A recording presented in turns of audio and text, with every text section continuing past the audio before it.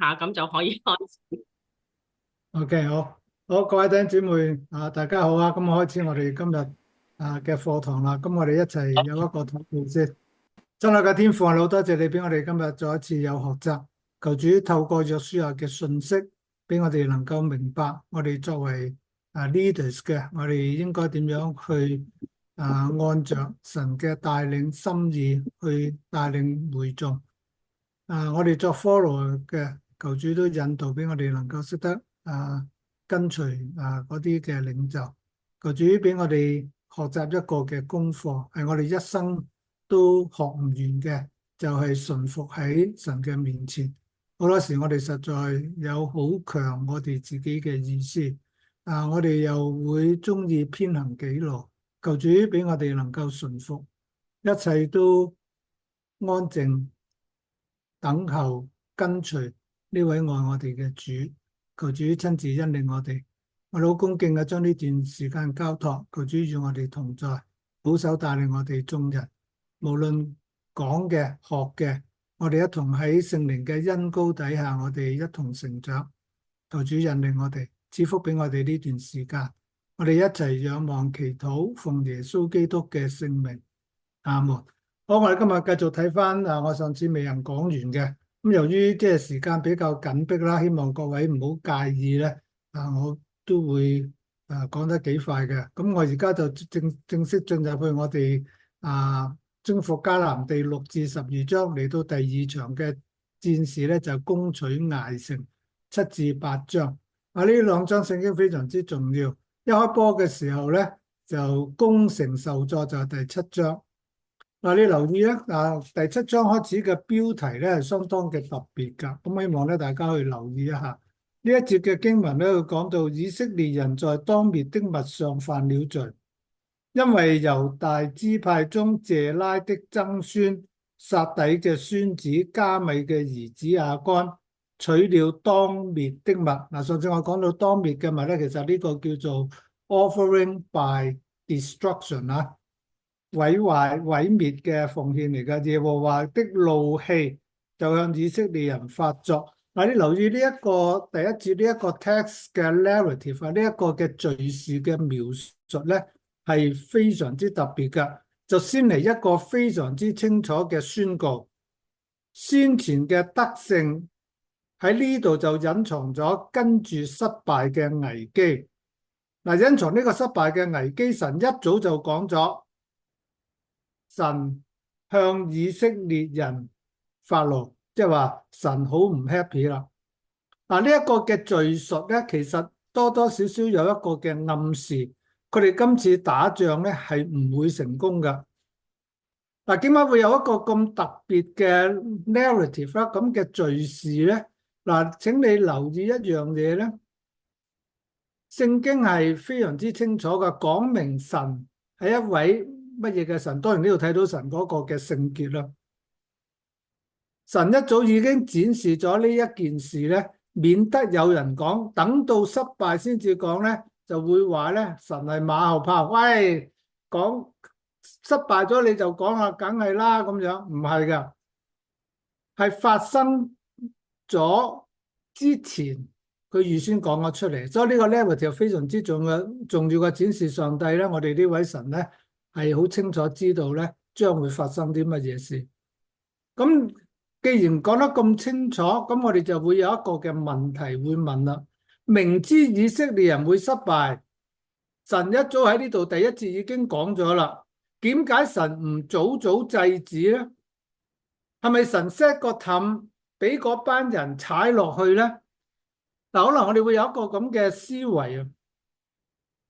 其實第一節呢度呢，一個好豐富嘅信息。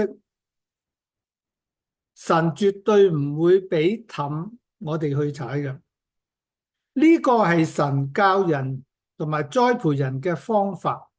神耐性悉心嘅教導咧，就所謂經一事長一智，經一事長一智。有時做父母嘅為咗仔女唔好咁樣做錯，預先制止佢哋。呢個我哋一般人做父母嘅心態。所以我哋會產生，會唔會整個氹俾佢哋踩？唔係噶，我哋所認識嘅神咧，佢有父母愛我哋嘅心腸，但係同時佢都好識得去教導屬佢嘅兒女。明知仔女咁做會錯，點解好多時我哋會預先制止咧？就好似咁嘅情況，好似洗碗個衰仔咧，教極佢都唔聽噶啦，洗極都唔乾淨噶啦，洗碗打爛碗。明知叫佢做，佢會錯漏百出。我哋做父母嘅通常一個嘅心態係乜嘢嘢呢？幫佢執手尾，不如我自己做咗佢好過啦。嗱，佢哋就永遠都學唔到一啲佢哋應該學到嘅功課。我哋好感謝神，我哋呢位神喺第一節嘅裏邊展示咗一個嘅事實，呢個係上帝俾一班屬佢嘅兒女一個好好嘅教導。我記得有一次我自己嘅仔咧，我哋有啲零用錢俾佢，咁佢咧就儲咗埋。有一次帶佢行過百貨公司，佢見到一件佢非常之中意嘅玩具，瞓個身全部買晒。我哋勸佢，你唔好咁樣瞓個身買呢件玩具喎，佢唔聽。咁我師母咧就叫我，你唔好再勸佢，唔好撳佢，俾佢去買。結果咧，後來咧，佢發覺咧，佢有件即係過幾日咧，佢發現有一個玩具咧，佢非常之中意，不過佢使晒所有嘅錢，之前已經瞓過身落去買咗嗰件嘢，咁佢就開始明白一件事啦，幾中意嘅嘢，你瞓個身落去咧，你一定要諗清楚個後果。佢卒之學到啦。嗱，我哋呢位神都一樣，所以唔好話神 set 個氹俾我哋踩。神教人一定有佢一個好獨特嘅方法。我哋所認識嘅神喺我哋每一個人身上面都係 custom 嘅，都係度身訂造最 fit 我哋嘅。咁因此咧，佢哋就做咗呢件事啦。所以神係要人知道咧，如果做咗一啲神喜歡我哋做嘅事，導致失敗，就係要人透過失敗明白學習到人一生要學到嘅功課。呢個功課係啲乜嘢嘅功課呢？就要睇第二節之後嘅描述，將整個過程講咗出嚟，叫我哋能夠明白人成功與否係要睇神嘅眉頭眼額。有陣時我哋被成功沖昏咗頭腦呢，我哋忘記咗好多嘢。上帝就叫我哋去學一啲我哋應該學到嘅功課啊！好啦，嗰個功課係咩咧？嗱，就係攻城受挫啦。點解會受挫咧？我哋睇第一點，其實B、C 兩點可以撈埋一齊睇噶。派探子探地同埋慘被殺退。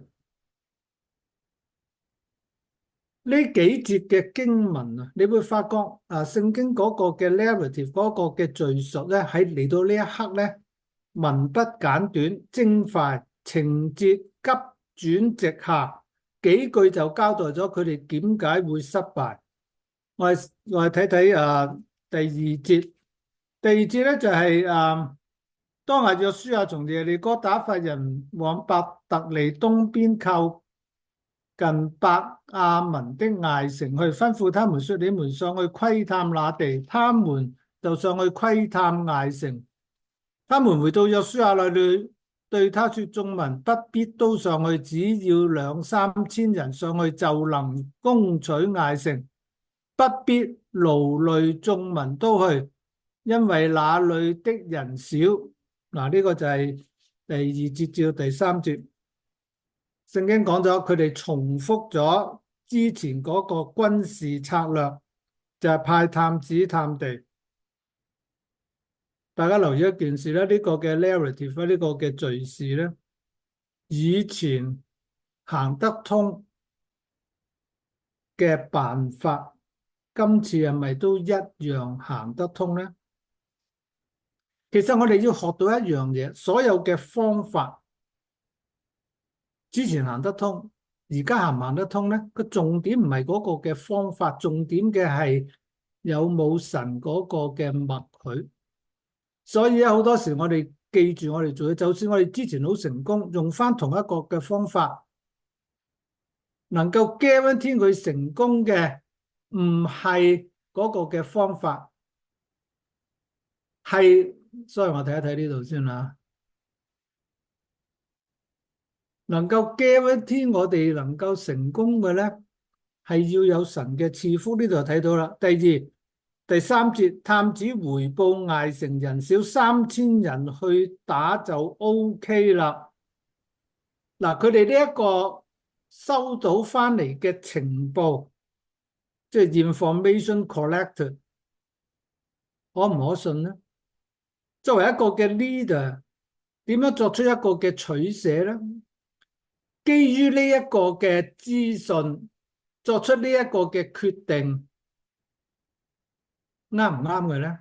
所謂啱與對，係視乎嗰個結果能唔能夠帶俾佢哋成功啊嘛。咁如果佢哋成功咪得咯，但係你要記住，能唔能夠成功呢？好多人都明白一件事啦，要睇天啦。即係我哋一定要去將所有嘅嘢交託俾神，讓神喺整個過程嘅裏邊係知道參與並且容許批准。呢個係我哋應該有嘅心態，所以好多時我哋會覺得有啲嘢我哋實食冇黐牙嘅，結果到頭來，咦，點解唔掂嘅咧？嗱，呢個係一個非常之重要屬靈嘅提醒。第四節，派人上去打，似乎同上次打耶利哥有好大嘅分別。個分別喺邊度咧？就頭先我常講啦，睇唔到佢哋祈禱求問神，冇神嘅教導。結果咧，聖經講咩？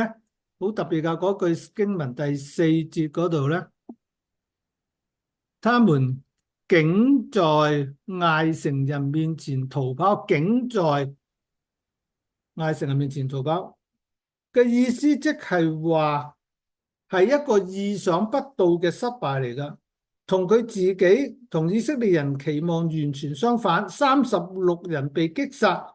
呢個係領袖行政錯誤啊，抑或係冇神嘅同在，佢哋行事輕率呢？嗱，呢個意想不到嘅失敗呢，我哋係需要去了解嘅。結果呢，耶利哥城有強烈唔同嘅對比。昔日打耶利哥城嘅時候，嗰度嘅人唔敢出嚟，心都消化。而家艾城嘅人少出來擊殺佢哋，佢哋係以色列人心都消化，所以你會發覺一個同一個嘅場景，但係嗰個嘅結果可以咁唔同啊！要明白一件事，神做事是多元目的嘅，所謂 multi-purpose。一方面亞干暗中犯罪得罪神啊，呢個導致失敗咧，係佢哋唔知嘅，呢個係隱藏咗嘅原因。明顯嘅原因係咩呢？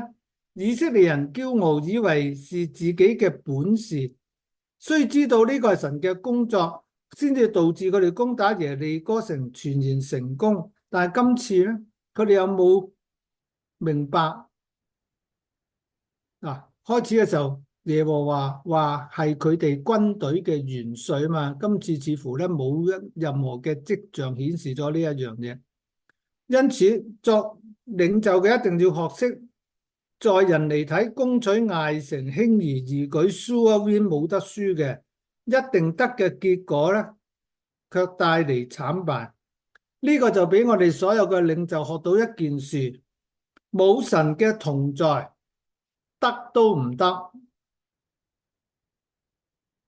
若果有神嘅存在，唔得都得。呢個就係約翰福音15章同我哋講到咧，離了我，你們不能作什麼。唔係我哋乜嘢都做唔到，係我哋所做嘅嘢。You can do nothing。你能夠做嘅係冇嘢。嗱，呢個咧就係我哋需要去明白到一件事。好啦，呢個攻城受挫咧，跟住6節至到9節咧，就講到約書亞向神對話啦。就係禱告哀求，約書亞喺神面前俯伏哀求神。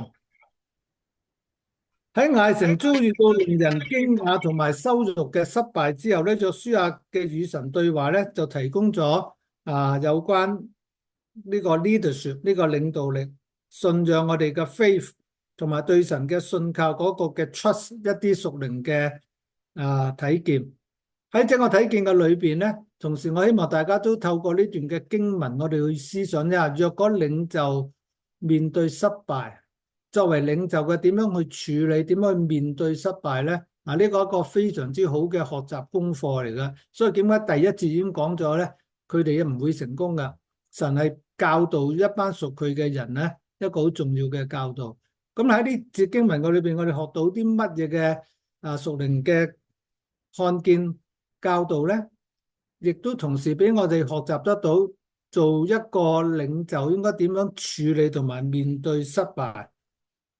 第一樣嘢咧，就係我哋要學嘅，就係留心下呢段嘅經文第六節嘅嗰節上半節，約書亞便撕裂衣服。撕裂衣服嗰個意思係啲乜嘢嘢咧？撕裂衣服係講明一件事，講明一位聖潔嘅神同埋人嘅罪啊，嗰個嘅相關嘅嚴重性。艾城嘅失敗凸顯咗神嘅聖潔同埋罪嘅嚴重後果。當然，佢當時佢都還沒有清楚知道咧係邊個出問題啊。但至少呢一個嘅失敗，我哋讀呢個 narrative 嘅時候，我哋好清楚知道神嘅聖潔同埋罪嗰個嘅嚴重性。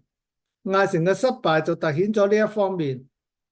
亞干唔服從，拎走咗嗰個應該唔應該攞嘅當滅嘅物品，導致以色列人嘅失敗。呢個強調咗罪唔單止係個人嘅過失，亦都係對聖潔嘅神同埋神幫我哋立嗰個嘅聖約遭到侵犯同埋破壞。所以咧，我哋一定要記住，罪會破壞我哋同神嘅相交，並且可能產生深遠嘅後果。呢個係第一樣嘢。撕裂衣服咧，就俾佢睇面咧，即係嗰種嘅難過，同埋咧同神嘅聖潔咧直接有為。第二咧，第六節 B 咧就係約書亞和以色列嘅長老把灰撒在頭上。呢個把灰撒在頭上咧，呢個係指呢個約書亞同以色列嘅長老係講明一件事，佢哋領袖同埋嗰個嘅長執咧，即係用翻現代嘅說話講咧，係 work as a team 啊，一個團隊嘅精神。呢個團隊嘅精神啊，帶出咗一件事咧，就係嗰個集體共同嘅責任啊，係一定要共同承擔嘅。呢個敘事就展示咗嗰個共同責任啊，即係嗰個 collective responsibility 嘅重要性啊。即使亞干嘅罪係個人嘅，但係整個嘅社區咧都會受到佢影響。所以咧，領袖同長老咧應該去承認到咧，大家有呢一個嘅責任嘅，唔係佢犯罪，佢嘅問題唔係我哋嘅問題。呢個就係我哋所有嘅人咧都要清楚明白到呢個 collective responsibility，就係好似我第一章咁講到咧，嗰個共同嘅責任咧，二支派半咧一定要去跟埋去打呢個迦南地一樣。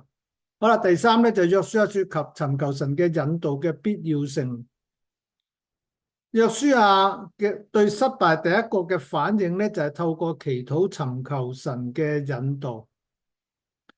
呢個反映咗咧，人有我哋自己嗰個局限性嘅認識、想法、計劃，可能我哋冇計劃唔夠周詳啊，或者我哋有輕忽嘅地方咧，所以我哋一定要到神面前咧，尋求神嘅指導嘅引導。喺呢個尋求神嘅指導裏邊咧，我哋所有嘅領袖一定要學到呢一樣嘢，唔係逃避，唔係否認自己唔認數啊！呢一個失敗唔關我事。好多時咧，做領袖嘅最容易咧就側側膊咧就卸責，呢個係其他人嘅問題。所以領袖一定要學到，唔係去卸責嘅時候啊，面對失敗咧，我哋要站出嚟咧，勇於承擔啊！並且一定要學到喺危機同埋混亂嘅時候咧，要轉向神，尋求神嘅智慧同埋解決方案。呢一個尋求神嘅智慧，揾解決方案咧，呢個係做領袖必要做嘅指定動作嚟嘅，千祈就唔好諉過於人咧，唔承擔責任。所以咧，呢個係非常之重要噶。當然有呢個指定動作咧，仲要我哋咧識得咧去投靠神。我哋要正視面對失敗所帶嚟嘅挑戰啊！呢個第三，所以呢個代求同埋領導咧，就係嗰個所謂 empathetic leadership 啦，就係一個 supplication 一個代求嗰度啊。咁呢個係我哋需要咧係去學習噶。好啦，嚟到第7節至到第9節嘅裏邊咧，我都唔大家翻去讀下嗰段經文啊。嗰度展示咗約書亞祈禱代求嘅內容。留意佢嗰內容咧都幾特別嘅，我都想同大家睇下喺第9節，迦南人和這地一切居民聽見了，就必圍困我們，將我們嘅名從地上除滅。佢第8節，主啊，以色列人既在仇敵面前轉背逃跑，我還有什麼可說的呢？知道晒呢啲嘢，咁其實呢個禱告嘅內容咧，你會唔會覺得咧都有幾分似發怨言嘅喎？係嘛？第七節嗰度，約書亞說哀哉主耶和華啊，你為什麼竟領這百姓過約旦河，將我們交在亞摩利人手中，使我們滅亡呢？我們不如住在約旦河那邊倒好。嗱，呢啲說話真係好似以前佢哋以色列人喺摩西嘅 leadership 底下咧，係發怨言，佢遇到一啲即係失敗啊、唔順意啊、逆境嘅時候咧，佢哋就會發呢啲怨言咯。留翻喺大河嗰邊倒好，好似上一代嗰發怨言留翻喺埃及倒好。咁有咩分別咧？我想大家留意下佢呢一個嘅發怨言咧。留意嗰個嘅分別，昔日上一代以色列人發怨言咧，係向摩西發怨言，其實都係向摩西發怨言，即係向上帝間接去唔滿意神嘅工作。而當時佢哋發怨言咧，同人講係非常之負面嘅，佢哋帶住濃厚不滿嘅情緒。即係呢個情緒盡露無遺，叫人更加不滿現狀，對惡劣不滿嘅外在環境抱怨，不思進取，呢個就係發怨言啊！但若果將呢班嘅說話唔係同人講，唔係即係不滿呢個，佢翻到去上帝嘅面前去求問神。其實佢咁樣講咧，係宣洩自己嘅情緒，尋求出路，唔係怨言嘅抱怨。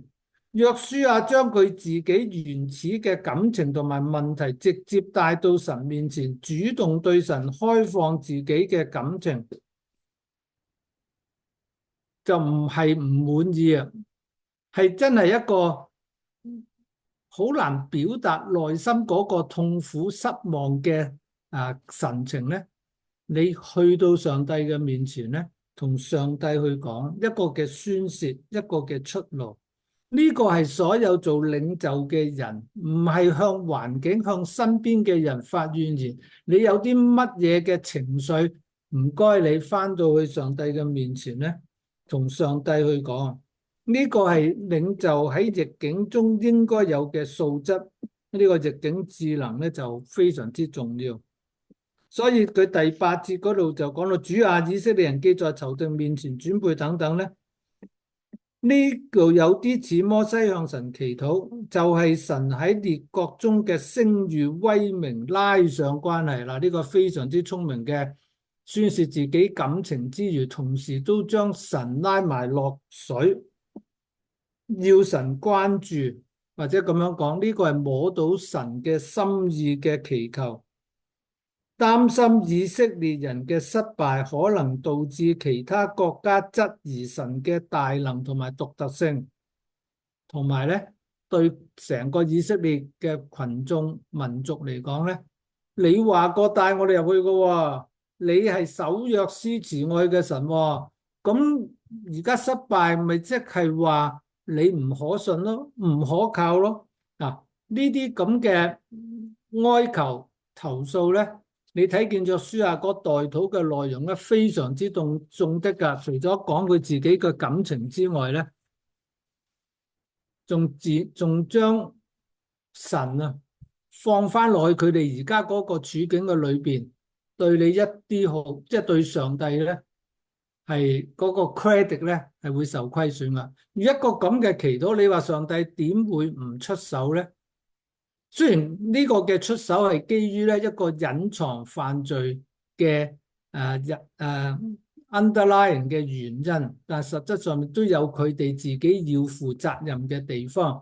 第一，佢哋冇求問神；第二，佢哋自己驕傲，打耶利哥城咧當正係佢自己搞掂嘅，唔係上帝幫佢打嘅，唔係上帝嘅參與咧，佢哋可以咁成功咩？嗱，呢個咧就係多多少少好似侵奪咗上帝嗰個嘅榮耀，咁所以你會發覺神教人咧係非常之好噶。好啦，上帝俾佢啲乜嘢嘅回應咧？我哋睇睇啦。神就告知失敗嘅原因同埋指導解決嘅方案。第10節就同約書亞講，耶和華吩咐約書亞說：起嚟，叫約書亞起嚟。點解你會攤喺度？點解要苦服咁樣地？神一定有回應。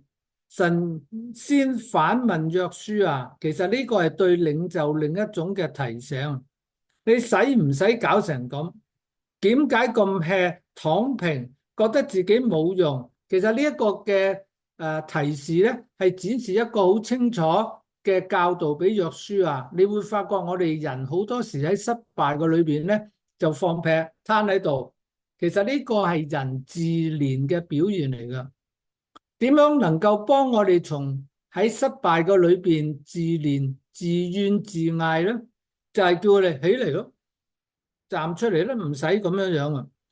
所以上帝就叫我哋留意啊，係憑着神嘅應許打必勝嘅仗係唔會輸嘅，但係點解今次會輸咧？其中出現咗嘅問題導致失敗嘅原因，作為領袖一定要有勇氣、耐心沉着面對失敗，並且找出失敗嘅原因，憑着神嘅指導去將呢一個內鬼或者屬靈嘅漏洞揾出嚟。跟住11節至12節咧，神就直接講出失敗嘅原因，以色列人犯罪違背神。然之後13至15節指導解決嘅方案，領袖最緊要保持與神溝通。所以咧，你會發覺除咗頭先讀嗰節第10節起嚟咧，就係叫領袖唔好放棄，唔好停留喺失敗嘅情緒同埋苦境之中。13節再叫領袖起嚟，係叫百姓一齊面對，務要正視面對處理失敗嘅問題。咁結果呢，去到第16節至到21節呢，就亞干犯罪呢，認罪啦。亞干犯罪係因為貪心做咗撒旦嘅內鬼啦，即係撒旦嘅臥底咯。呢個嗱，你睇見我唔仔細睇嗰段經文啦，大家可能好熟悉。喺嗰段經文個裏邊咧，就用即係同提摩太前書6章10節，貪財是萬惡之根，有人貪戀錢財，就被引誘離了真道，用好多愁苦把自己刺透了。咁所以你睇見亞干犯罪嗰個方程式喺21節嘅裏邊提到咩咧？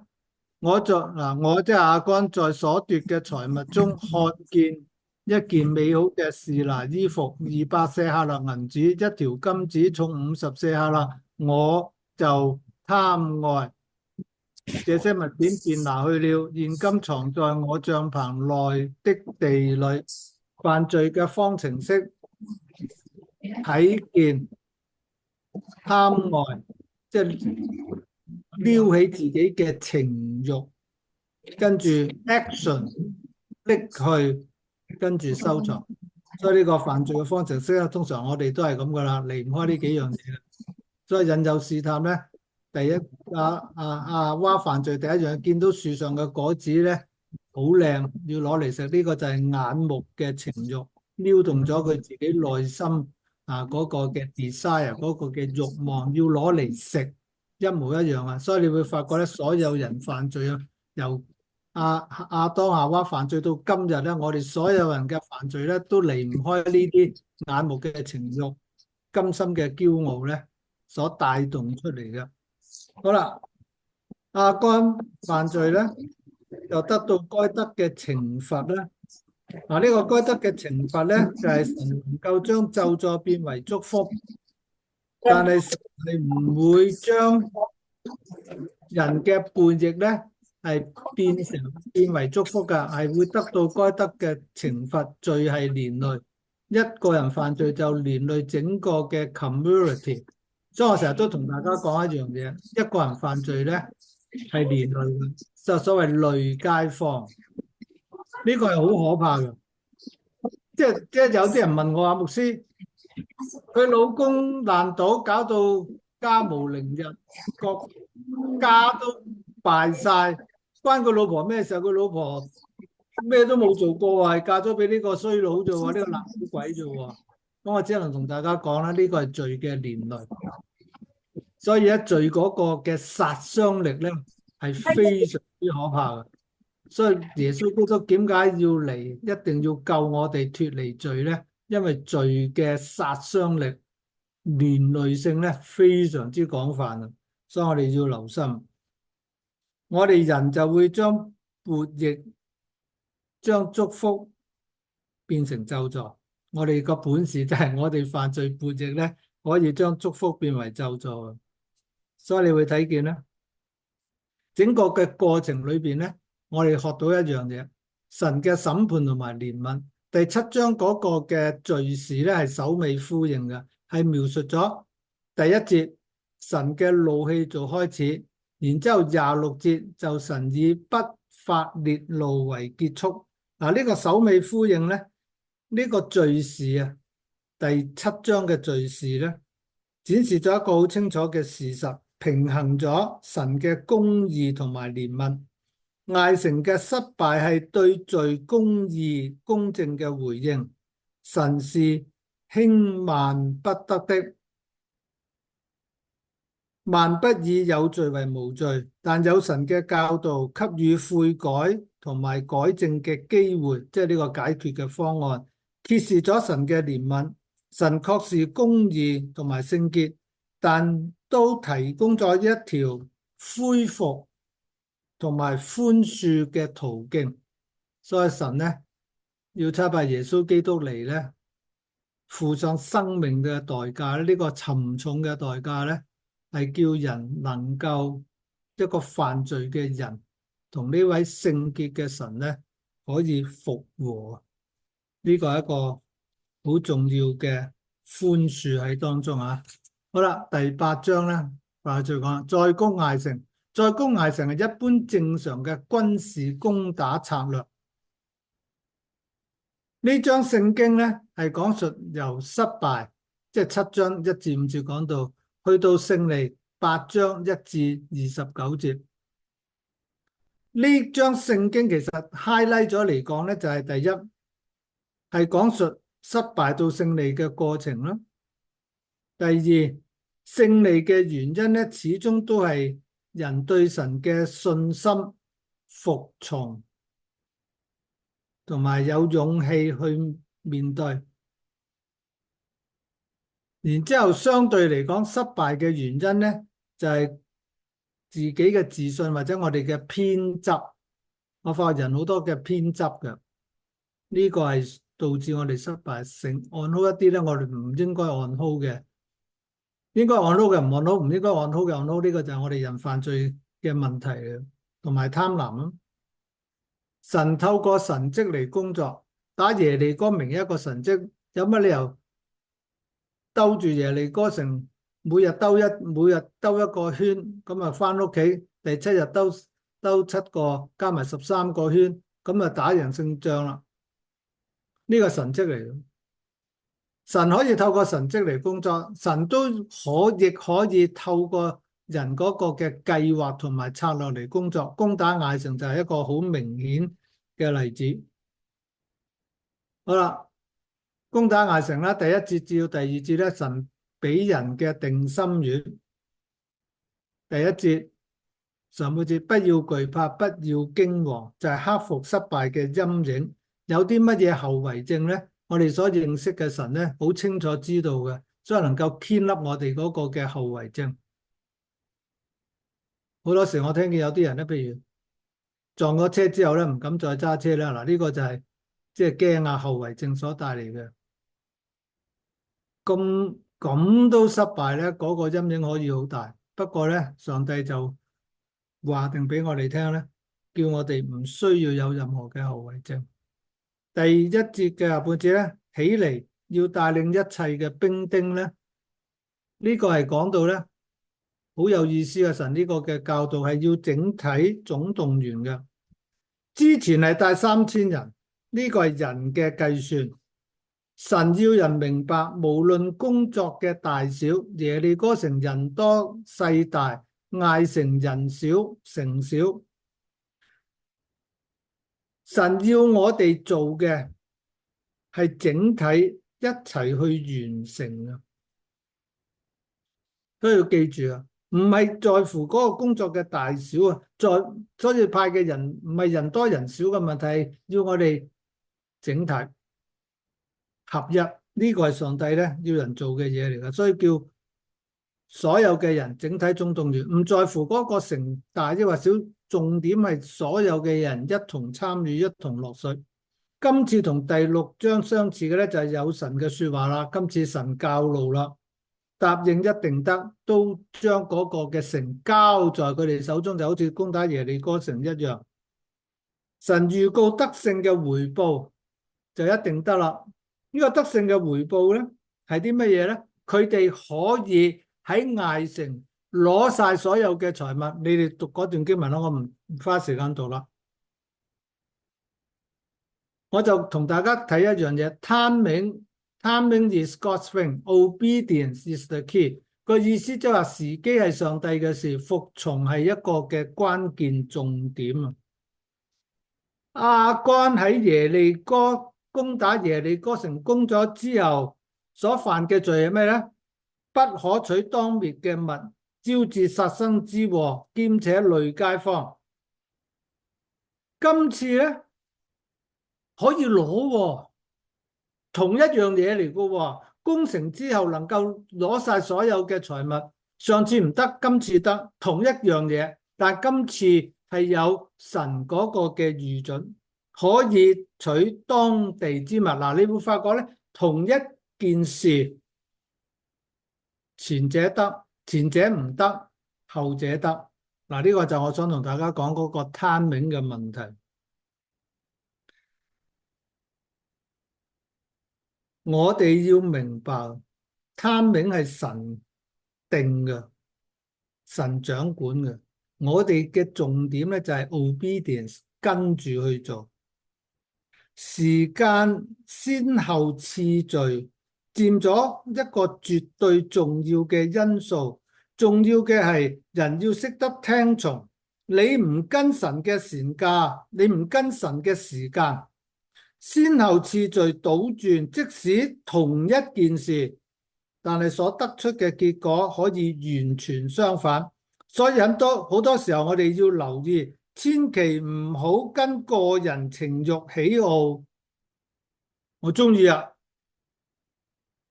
要攞就要攞，偷步做上帝唔准做我哋嘅事，對自己一啲好處都冇。同一件事，先後次序唔同咧，係帶出絕對不同嘅結果嚇。舉個例子，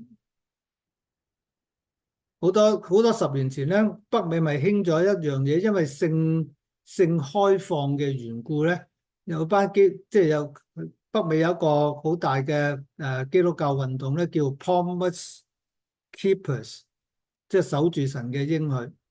守住神一個咩應許咧？唔會有婚前性行為，呢個就類似嘅意思啊。婚前性行為同結咗婚之後先至有兩個唔同嘅 story，同樣係性行為，但係婚前同婚後兩個時間嘅 timing 先後次序絕對不能顛倒。記住啊，攻打耶利哥嘅時候，當滅之物一件唔攞得，去到攻打艾城，全部所有嘅嘢可以攞得，你就知道咧。Timing is God's thing, obedience is the key。希望大家明唔明白？在攻艾城，一般正常嘅軍事攻打策略，神吩咐攻打嘅策略係選咗3萬大能嘅勇士，重整心態，不可輕敵。詳細交代攻城嘅策略，4至9節吩咐他們說：呢個兵不厭詐，前後夾攻。做領袖嘅要跟到神，學到神嘅智慧。以前嘅失敗，即係攻打艾城幾日前嘅啫，實在係可怕同埋痛苦嘅經歷。但係可以在神嘅手中，只要你跟住神嘅時間，跟住神嘅計劃，可以轉化過去嘅失敗嘅方法，就成為今日叫敵人失敗嘅好橋。嗱，呢樣嘢就真係只有上帝先至能夠做得到啦。上次上次係真嘅，俾人打到走夾唔唞，今次用翻走夾唔唞。不過呢個係上帝教嘅，所以你要明白得到咧，喺神嗰個嘅吩咐教導底下咧，係我哋致勝嘅原因。好啦，艾城嘅人，大意中計14至29節啦，18至29節，以色列伏兵奪城咧，前後夾攻咧，剿滅敵人啦。呢個係用人嘅方法啦。咁呢度我唔會再特別提啦。然之後戰勝後嘅宣告，築壇刻錄法喺舊石度為民祝福。嗱，呢度我都唔仔細啲同大家睇，不過我想大家咧去學到幾樣嘢。由30至35節呢個 narrative 嘅裏邊有幾點值得我哋留意嘅。第一，今次係全體以色列人嘅參與，包括領袖、全會眾、婦女、兒童，甚至包括外邦人一齊參與呢一個咁嘅做法啊！築壇刻律法喺嗰個石頭嗰度，好似一個開國大典啊！係俾所有嘅人都睇到咧，呢次嘅勝利咧係非常之明顯，叫所有嘅人都知道，而家我哋正式浩浩蕩蕩就嚟啦，打咗耶利哥第一個城之後，跟住打第二個城艾城咧，係展示咗呢一個咁威榮嘅場合啊！第二咧就係沒有鑿過嘅石頭，被認為象徵着純潔同埋直接供奉給神使用。刻呢啲律法上邊咧，係包括咗咧呢個有個祭壇咧，係作為獻祭嘅。咁呢度嗰個獻祭有兩個嘅獻祭，我想同大家去特別思想一下咧，冇鑿過嘅石頭喺嗰度築壇，30節嗰度講到咧，8章30節嗰度咧，那時約書亞在以巴路山上為耶和華以色列嘅神築一個壇，係用沒有動過鐵器嘅整石頭築的，即係呢個分別為聖嘅，冇鑿過嘅，係分別出嚟俾神嘅。大家留意以巴路山上邊，記唔記得《申命記》27章嗰度提過啦？以前以巴路山咧係一個咩嘅地方咧？嗰笪地方係宣告咒詛嘅地方。基利心山咧就即係12個支派，6個支派喺以巴路山，另外6個支派喺基利心山。其實呢度已經重複翻咧，提翻咧就係喺33節嗰度有嘅，好特別喎。點解會喺以巴路山上為耶和華以色列嘅神築壇嘅咧？呢笪地方以前係咒詛嘅地方嚟嘅喎，喺呢度築壇係帶咗一個嘅意思，就係要人同神喺神所宣告咒詛嘅地方擺上兩個嘅祭，一個咧就係 fellowship offering，一個 burnt offering，即係一個即係團契奉獻同埋一個燔祭奉獻。我呢度冇寫啊。anyway 有兩個祭，一個燔祭，一個係平安祭。平安祭咧就係大家 fellowship 嘅可以食嘅，燔祭咧就全然獻上燒嘅。人要同神喺神所宣告咒詛嘅地方擺上呢兩個嘅祭，你知道祭咧就係表明與神和好，我哋承認自己有罪，同神咧建立關係。而家喺以巴路山上面獻呢個嘅祭咧，係展示咗咒詛都唔再係咒詛。其實所謂咒詛啊，你一定要清楚啊，唔係我哋咒佢全家死啊，死點樣形容佢死得點樣離，即係可怕法啦，唔係嗰啲咁嘅咒罵人嘅說話。所謂咒詛嘅意思，其實都係歸根到底都係落翻去嗰個律法上面，將嗰個律法刻在石上咧，係表明咗一個嘅事情。所謂咒詛就係基本上邊咧，律法上邊叫我哋千祈唔好做。如果你唔跟律法上邊所指示嘅去做，你得唔到神嘅祝福，就會得到咧所謂咒詛嘅意思，即係話咧你會得到你妄行當得的報應。咁你做犯罪得妄行當得嘅報應，梗係衰噶啦。咁在人嚟睇咧，好似受咗咒詛咁樣。你一定要了解上帝話嗰個嘅咒詛唔係我哋一般人所諗嗰啲咁嘅咒罵人嘅說話。所以你會發覺《申命記》27章講到15章，邊個拜偶像嘅，邊個受咒詛啊？make sense 啊，係咪？邊個輕慢父母嘅，受咒詛啊？make sense 啊？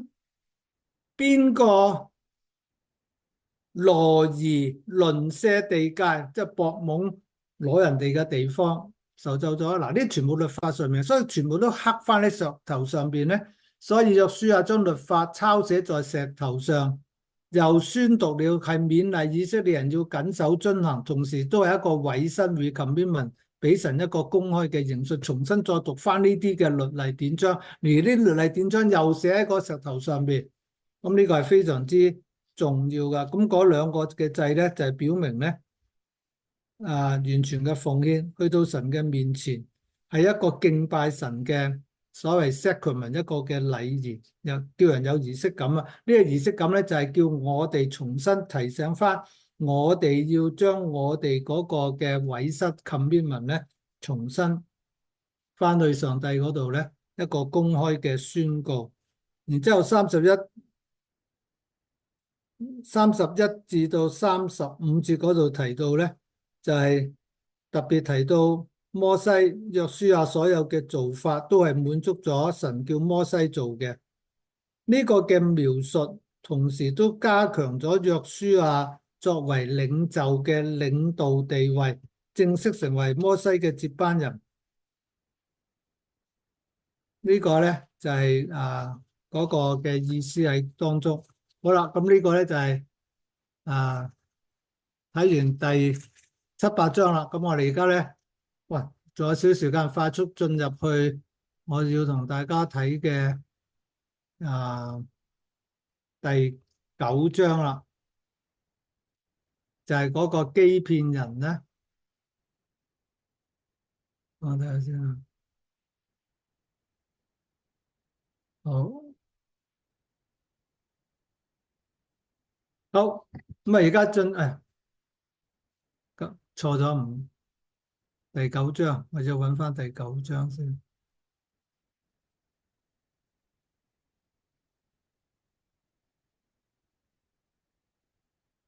係呢度，以色列人被騙與呢度，以色列人被騙與欺騙人立約第九章。咁啊，最後第九章快快少少去講講呢一樣嘢先吓，講第九章。好啦。嚟到第九章嗰度咧，從第九章開始咧，所有嘅敘事咧都係聽見這事為開始嘅，即係話嚟到第九章至到第12章咧，就係剛才我所講征服迦南地嘅第一 part，就係6至8節攻取耶利哥艾城嘅戰役。而家嚟到攻取迦南地嘅第二部分，就係9至12章。進一步講到呢一個嘅征服，呢個征服嘅描述大概係佢哋點樣得勝，憑着神嘅應許得地之前，出現咗第九章，作為領袖嘅約書亞呢度出現咗一個極大嘅失誤，然之後先至全速進入第10至12章，所以第九章多多少少係一個插入。呢一個嘅插入，本來佢哋應該全然進入去迦南地咧，就一定可以得神應許過佢哋未得之地。但係第九章嘅裏邊就加插咗呢一個嘅插曲，呢一個嘅插曲咧就係欺騙人佢哋，欺騙人佢哋。其實整章聖經咧展示咗一個好清楚嘅情況咧，就係當領袖真係出錯嗱，前邊第7章嘅裏邊咧，領袖點樣處理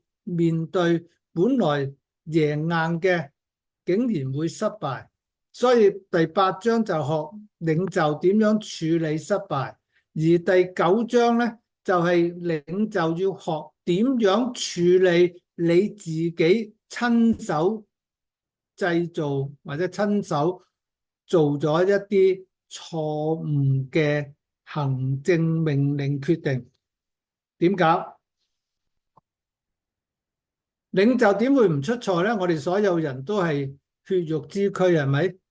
問題就係作為一個嘅領袖，你點樣面對你自己嘅失誤呢？呢個好值得我哋學習嘅地方啊！咁呢度咧就係以色列人被騙與欺騙人立約咧，就係睇我哋嘅領袖咧有冇一個嘅胸襟去面對自己行政失敗錯誤，一班長老會眾點樣面對自己嘅領袖出錯，彈下佢問責，即係好似 cancel culture 咁樣 cancel 佢，你唔配做我哋領袖，你 off，你走啦，係咪咁咧？嗱，俾我哋透過第九章，我哋一齊去思想一下呢個嘅第九章。第九章嘅第一部分1至2節，諸王聯盟與以色列人爭戰。從第九章開始，所有嘅敘事聽見這事就開始，好特別噶呢一個嘅敘事啊！牧師未開嗰個PowerPoint 啊？你未分享個 PowerPoint 啊？未有 PowerPoint 咩？係啊。哦，咁奇怪，我再睇下先啊。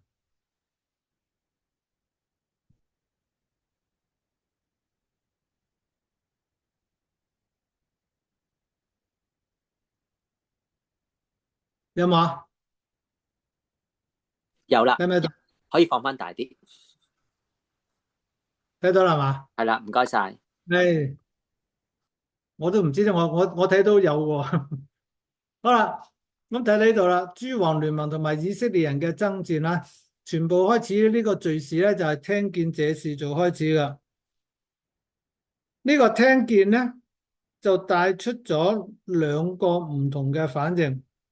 第一，聯合其他王合力同以色列人爭戰。呢個咧就係第九章啦。聽見佢咧話嗰啲王咧，大家夾手夾腳去反對以色列人啦。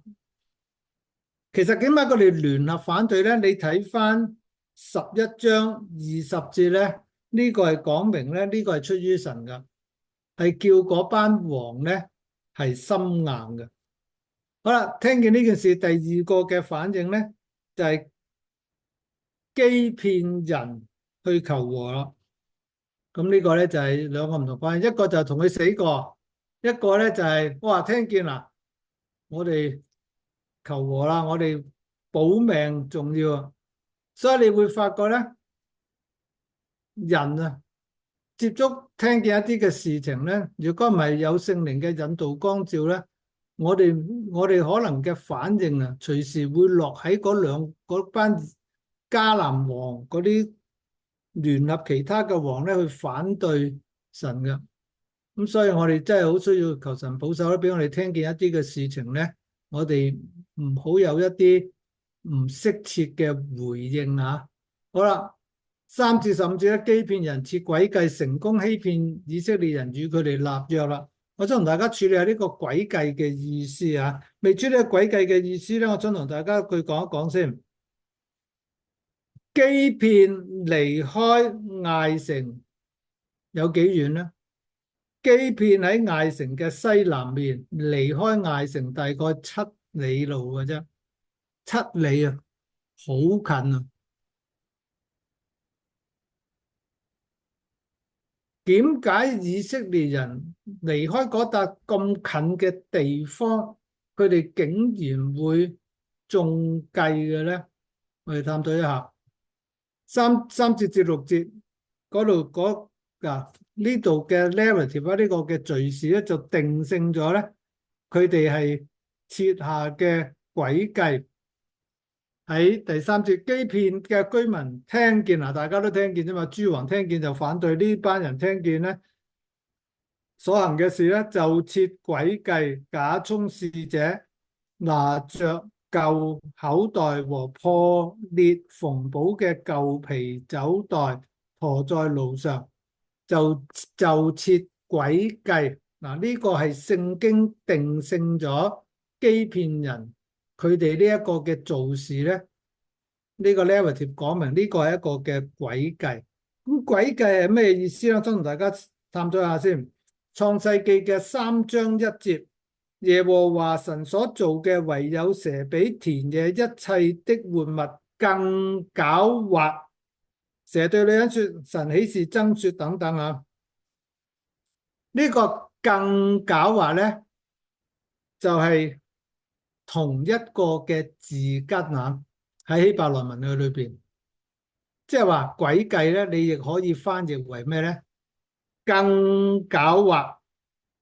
第二個翻譯，出埃及記21章14節，人若任意用詭計殺了他的鄰舍，就是逃到我的壇那裏，也當捉去把他治死。呢個詭計，出埃及記21章14節個字根係一樣啦，翻譯上邊咧都同呢度約書亞記嘅第9章譯做詭計咧係同一隻字。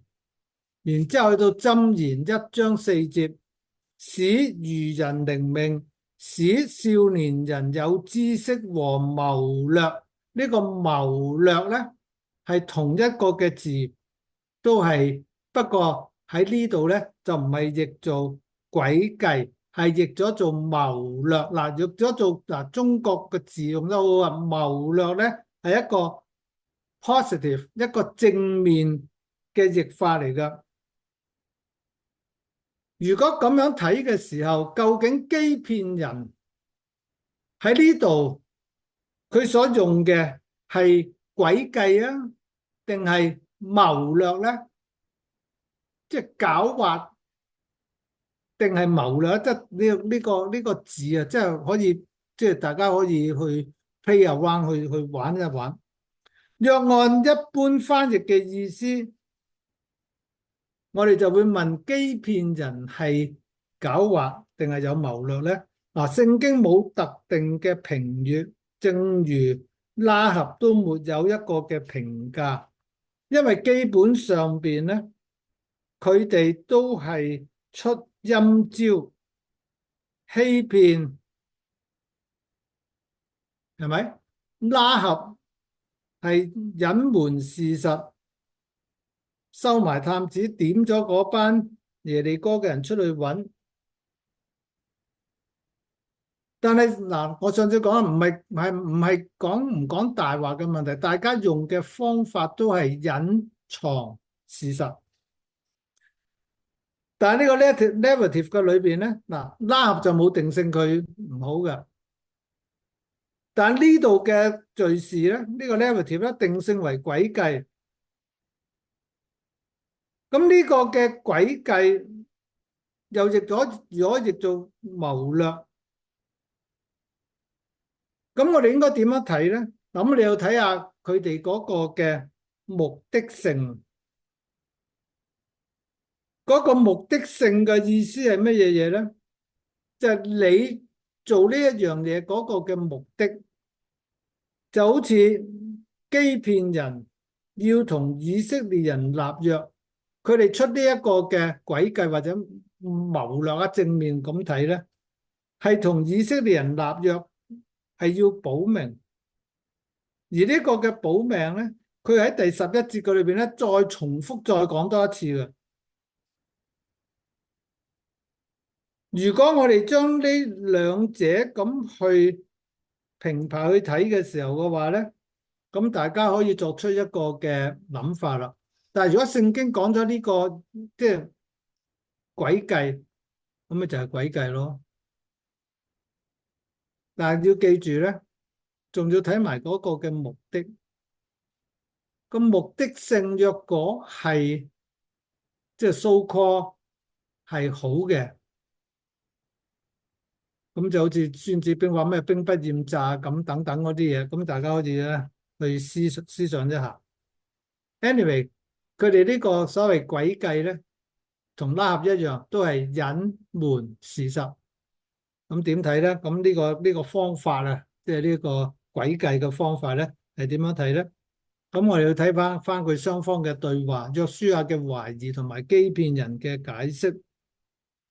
以色列人同埋約書亞咧都有懷疑過佢哋呢班欺騙人所講嘅嘢噶，因為第7節嗰度以色列人問佢，呢班人只怕你們係住喺我哋中間。然之後第8節約書亞都重複嗰個嘅疑問咧，間接問佢哋同樣嘅問題。你們是什麼人？從哪裏來？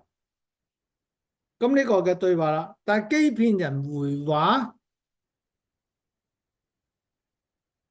呢度你睇翻啦，我都冇讀翻呢段出嚟，咁你自己睇翻啊。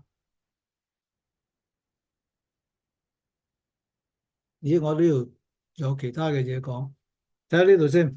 欺騙人回話嘅敘事重複咗。拉合個 pattern， 兩者之間有咩唔同嘅地方？我要睇翻咧，第一第9節至第10節咧，佢哋全部都係聽見。欺騙人同拉合都係從聽見開始嘅，係聽見有關神嘅名聲。大家都係引導講翻嗰個歷史事實，亦都係引述咗要佢哋以色列人殺咗2個王，可能即係以色列人咧殺咗嗰2個王咧，巴珊王惡啊等等咧，可能呢件事咧係轟動國際，所以相似。欺騙人冇好似拉合咁咧，進一步去認識神係天地嘅主，佢哋只係求立約，即係求立約嘅過程裏邊咧，我哋去睇多一樣嘢咧，就係拉合可以進一步認識到神係天地嘅主，欺騙人只係停留喺咧係咪天地嘅主唔緊要，你哋嘅神係一個點樣嘅神，對佢哋嚟講唔重要，佢哋只係重要一樣嘢，就係佢哋自己純粹保命。咁啊，當然拉合又得救，佢哋都得救啦，冇死到啦。不過拉合就同佢個立場完全唔同啊。好啦，約書亞嘅失敗咧，我哋睇睇啊。約書亞點解會被騙，可以同佢哋講和立約咧？第14節嗰度提到咧，佢哋受了他們些食物，受了他們些食物咧，大家留意一下咧。當時佢哋帶咗啲咩食物去咧？佢哋都扮晒嘢喎，全部啲嘢又舊啊，又殘啊，啲嘢又食。咁佢哋受咗呢啲食物，呢啲咩食物嚟嘅咧？好重禮咩？唔係喎，唔係送俾以色列人啲乜嘢貴價食物喎，唔係山珍海錯喎。咁佢啲食物咁渣咁 cheap 啊，咁 cheap 都受，結果都落搭。咁即係話約書亞佢哋被騙咧，明顯唔係因為物質啊，因為食物冇咩吸引性嘅啫。如果唔係物質，就應該係靈性、心理嘅層面啦。即係你俾人呃啫嘛。如果係有好嘢，我咪容易呃咯，係咪？俾你有好多好處啊，送大禮啊，呃人去泰國做嘢啊，咁啊高薪厚職啊，咁呢啲係好吸引啊嘛。一啲都唔吸引喎，佢哋俾啲咩佢食咧？所以呢個一定係嗰個靈性心理嘅問題。所以我就出現咗一個叫做認知偏誤啊，嗰個叫 cognitive bias 啊。乜嘢叫認知偏誤咧？啊，大家都可以你 download 咗我呢一個嘅資料咧，你大家可以睇下咧，嗰個認知偏誤咧，係我哋所有做領袖嘅人咧，或者我哋一般嘅人咧，都會容易落喺呢一個認知偏誤嘅裏邊。所有人都有噶啦，犯咗罪咧，難免有呢個嘅情況。呢個認知嘅偏誤點解會導致咗佢哋嗰個嘅失敗咧？我想你哋學下呢一個嘅 term 啊，認知偏誤有啲嘅 bias 噶。我哋所有嘅人咧都會好容易 bias 嘅。一 bias 咗之後咧，我哋嘅想法一 bias 咗，我哋嘅做嘢嘅方式就會錯啊。我希望你自己睇翻我呢個嘅嘅 PowerPoint 咧，你哋可以去睇睇咧。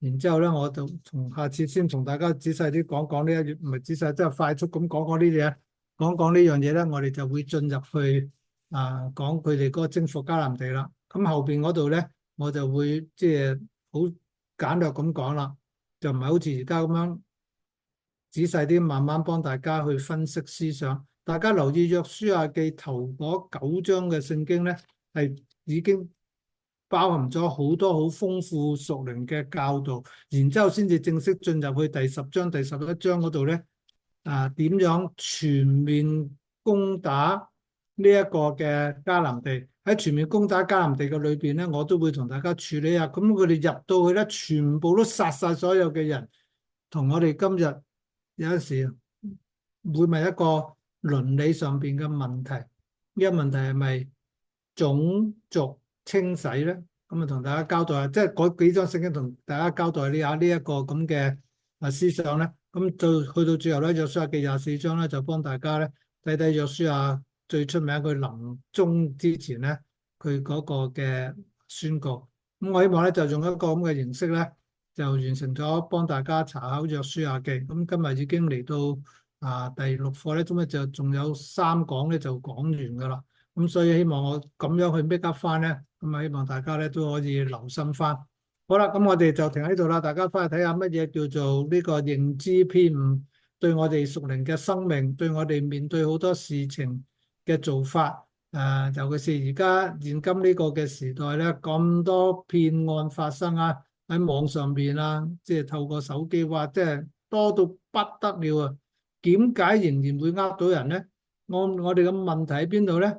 會同我哋嗰個認知偏誤有一個乜嘢直接嘅關聯咧？大家一齊思想下，喺呢個認知偏誤嘅裏邊，重要嘅一樣嘢咧，能夠救我哋脫離嘅咧，一定係要翻去求問神啊！整個約書亞第9章嘅裏邊咧，佢哋全部都輸咗喺冇求問神嘅個裏邊。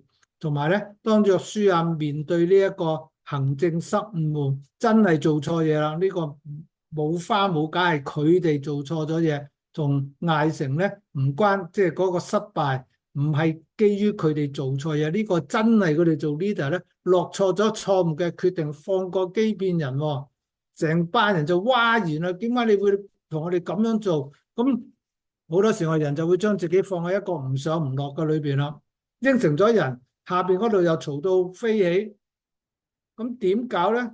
我哋人點解好多時將自己擺喺一個咁不利嘅位置？我哋做嘅 decision 啊，好多時咧就豬八戒照鏡，兩面唔係人。咁當我哋落喺呢一個咁嘅處境嘅裏邊，作為一個嘅 leader，點樣去處理我哋嘅失敗咧？sorry，處理我哋嘅錯誤啊！我希望我哋能夠透過約書亞記咧，點解話同大家用一個 leadership 嘅角度去睇呢啲嘅事情咧？就透過頭嗰10章聖經咧，係已經俾我哋一個好豐富屬靈嘅教導。往後嗰個征服迦南地嗰度咧，咁啊再幫大家睇下神點樣帶領佢哋咧，憑着神嘅應許，佢哋會進入迦南地。就睇下我哋呢位天地嘅神收個地主收地俾個新嘅人啦，新嘅租客咧，即係以色列人啦。咁我哋人咧最緊要做一樣嘢，你住喺呢笪嘅地方，你記住你要配得上住呢度。如果唔係嘅話咧，地都滴你走啊。所以你會發覺咧，今日我哋能夠有安居樂業咧，真係睇我哋配唔配住喺呢笪嘅地方咧，都有一個好重要嘅信息。我哋今日停喺呢度先，我哋一齊有個祈禱啊！親愛嘅天父，我好多謝你俾我哋今日有呢個嘅學習。